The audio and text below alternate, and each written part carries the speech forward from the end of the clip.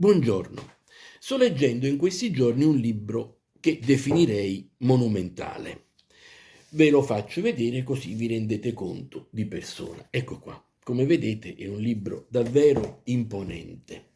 L'autore si chiama Vincenzo Giannone ed è un dirigente scolastico in pensione, ma anche importante studioso e importante ricercatore. Il titolo del libro, in qualche modo, secondo me, è un poco fuorviante perché si chiama il libro La Garibaldite, ma non parla esclusivamente di Garibaldi, parla di tutti gli episodi immediatamente precedenti al 1860 o anche successivi che hanno a che vedere con la nostra unità. E poi parla di tutti i personaggi coinvolti in questa cosiddetta unità. Il modo in cui l'autore procede è davvero originale, perché lui di ogni episodio di cui parla riporta poi tutto ciò che è stato detto in quegli stessi anni. Quindi lui utilizza documentazioni e testimonianze assolutamente contemporanee a ciò di cui racconta. Usa un termine molto preciso. Lui dice che utilizza documenti sincroni. Quindi, per chi legge questo libro, si ha proprio l'impressione di trovarsi in quegli anni dei quali si parla. I fatti e i personaggi sono descritti, possiamo dire, in presa diretta. Quindi c'è poco da discutere. Ciò che viene detto è assolutamente incontrovertibile perché è detto da persone che stavano in quel momento in quelle situazioni.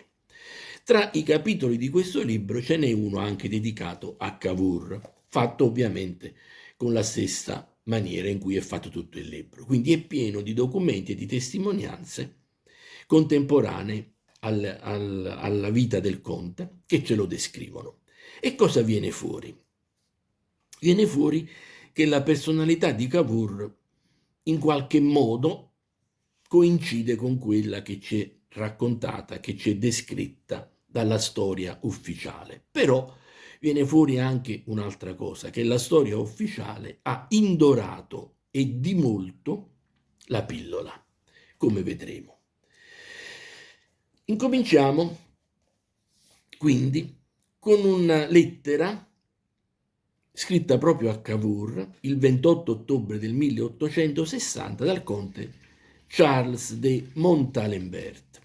Vediamo il conte de Montalembert cosa dice a Cavour. Debbo a me stesso il protestare che non sono d'accordo con voi, signor conte, in nessun punto. Grazie a Dio la vostra politica non è la mia. Voi siete per i grandi stati incentrati ed io sono per i piccoli stati indipendenti.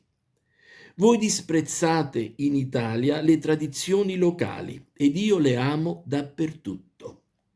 Voi siete per l'Italia unitaria ed io per l'Italia confederata. Voi siete per i trattati e il diritto delle genti. Io li rispetto, perché voi violate i trattati e il diritto delle genti, ed io li rispetto, perché sono tra gli stati ciò che sono tra gli uomini i contratti e la probità. Voi sacrificate al vostro scopo le obbligazioni, le promesse, i giuramenti, ed io vi rispondo col motto del generoso Manin: quei mezzi che la morale riprova, siano pure materialmente utili, uccidono moralmente. Nessuna vittoria merita d'essere messa sulla bilancia col disprezzo di sé medesimo. Passiamo adesso a un testo di poco successivo, del 5 dicembre 1860, nel quale il deputato sardo Giorgio Asproni descrive il nostro Cavour. Ed ecco cosa ci dice di Cavour. Dando pranzi, strette di mano, amabili parole, e pagando largamente dai fondi segreti, nonché prodigando impieghi e ciondoli, corruppe le elezioni, la stampa, ingannò la pubblica opinione e per 10 anni visse arbitro del paese.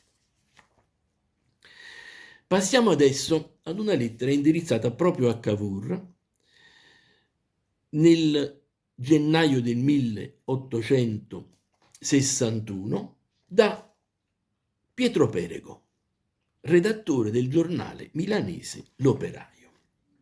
Ecco cosa ci dice Pietro Perego in questa lettera.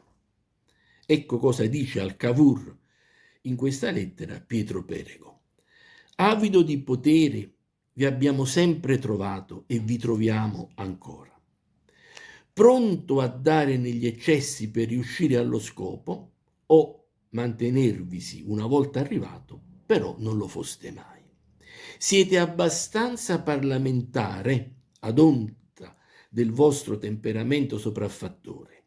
La discussione v'agita, vi sdegna. Alle Camere vendicate l'amor proprio offeso con una tempesta di frizzi. Nel silenzio del vostro gabinetto soddisfate alla stessa puntura con qualche dimissione. In generale, però, vi contenete nel solco tracciato dallo statuto e se anche vi lasciate indurre a compiere talcun piccolo arbitrio, lo fate con i guanti, guidando alla porta un magistrato, qualunque che non vi garbasse, con quella vezzosa grazia che il damigello adopera riconducendo la signora dal ballo. E voi siete maestro nell'adulazione, non già in quell'adulazione sciocca e manierata, bensì di quel fino e spirituale accondiscendere alle voglie altrui che vi spinge a prevenirle. Quindi da questo testo e anche dal testo precedente viene fuori un Cavour molto diplomatico, ma diplomatico possiamo dire nel senso meno nobile della parola, e già comincia a venire fuori anche un'altra particolarità del carattere di Cavour, della sua personalità, cioè questa sua ironia, a volte anche abbastanza sprezzante nei confronti degli avversari. Vedremo ancora più avanti questi aspetti. Veniamo adesso, cosa ci dice? Veniamo adesso a questo testo del maggio 1861 del deputato Ferdinando Petruccelli della Gattina. Ecco, vediamo cosa ci dice il Petruccelli della Gattina su Cavour in questo suo testo che si chiama I moribondi di Palazzo Carignano. Cavour si conosce, egli conosce la gente che lo attornia, la stima poco, forse per nulla, ed ha il torto di farglielo sentire. E non tollera eguali, non essendo abituato ad incontrarne molti. Quantunque gli tocca, deve piegarsi, deve rassegnarsi a vedersi manipolato da questa mano potente. Il re stesso ne subisce il magnetismo, ne freme, ne è geloso e tenta invano di ribellarsi. Ora chi non consente a lasciarsi assorbire dal conte di Cavour si classifica senza transazione tra i suoi nemici, o per meglio dire tra i suoi avversari. A ciò si possono arrogare le sue maniere brusche, brevi, poco curevoli dell'altrui suscettività, il sorriso sarcastico cristallizzato sulla sua faccia, l'abitudine di dare ordini, il suo portamento e le sue fattezze borghesi, le quali non lasciano alcuna probabilità di successo, neppure delle sue cortesie, delle sue piaggerie verso coloro che vuole rabbonire. Si aggiunga la sua parola spezzata ed imbarazzata, la sua voce acre e metallica che male affetta la prima volta, il suo gesto petulante, brusco, convulso, e voi completerete l'uomo, il quale vi attira poco, quando non gli siete legato per altri vincoli.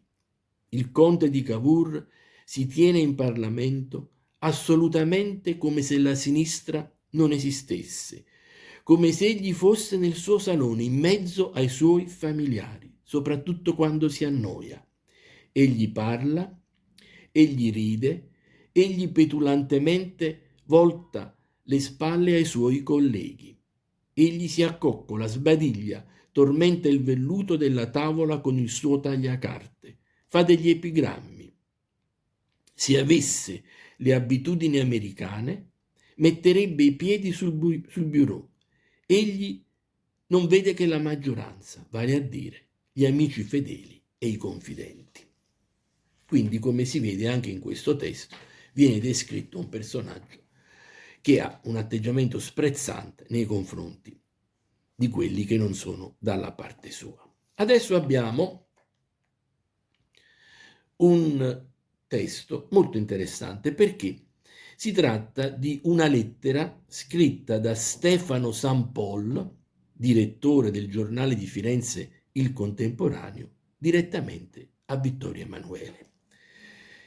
Questa lettera è tratta dal libro Quaresimale del 1864, proprio scritto da Stefano Sampol, nel quale lui raccoglie tutti i suoi testi precedenti. Ecco cosa ci dice questo giornalista fiorentino. Ecco che cosa dice questo giornalista fiorentino a Vittorio Emanuele. La politica del conte di Cavour fu immorale, disonesta, bugiarda e barbara. Ha incominciato con l'ipocrisia, ha continuato con la menzogna ed ha finito con la strage. Per giungere al potere ha lusingato monaci e preti, per conservarsi al governo ha blandito monarchi e repubblicani. Per fare l'Italia ha mentito, ha spergiurato, ha mercanteggiato ed ha ucciso. Giammai Osire non fu portata in trionfo con tanta superbia l'astuzia, non fu mai praticato con tanta audacia l'inganno, né violentata con tante frodi la coscienza pubblica. Ingannò voi e le Camere, ingannò i cattolici ed i repubblicani, ingannò il Piemonte, la sua patria, l'Italia e l'Europa. Leggeteli, Osire, i dispacci, le lettere, le note diplomatiche, gli ordini, i memorandum, le epistole confidenziali di quell'uomo. Oggi vengono alla luce del mondo le arti, i maneggi, i raggiri, le corruzioni, le turpezze, le infamie con cui governò in Torino e con cui rivoluzionò tutta la penisola. Oggi si svelano agli italiani e all'Europa le vergogne nostre, si denudano, si portano in piazza e a suon di timpano e di timballo si osa gridare: ecco l'Italia, ecco il più grand'uomo che l'ha fatta, troppo fetore, Osire, allontaniamoci e respiriamo. Ma dove? Dove? Se a Torino e in Toscana, se a Parma e a Modena, se in Umbria e in Marca, se in Napoli ed in Sicilia, dappertutto lo stesso fango, la stessa corruzione, la stessa putredine ci circonda e ci ammorba. Quindi questo è quello che dice un giornalista dell'epoca al re Vittorio Emanuele. Sono parole che non necessitano assolutamente di commento, ma il capitolo del libro di Vincenzo Giannone su Cavour è molto ampio, contiene molte altre testimonianze oltre queste che vi sto proponendo io. Io però preferisco, come al solito, essere piuttosto sintetico. Ho preso dei pezzi che danno un'idea generale e completa del lavoro complessivo fatto, e quindi penso di poter chiudere così piuttosto brevemente questo mio intervento. E lo voglio chiudere con un frammento tratto da un libro scritto dallo storico romano Paolo Mencacci nel 1879.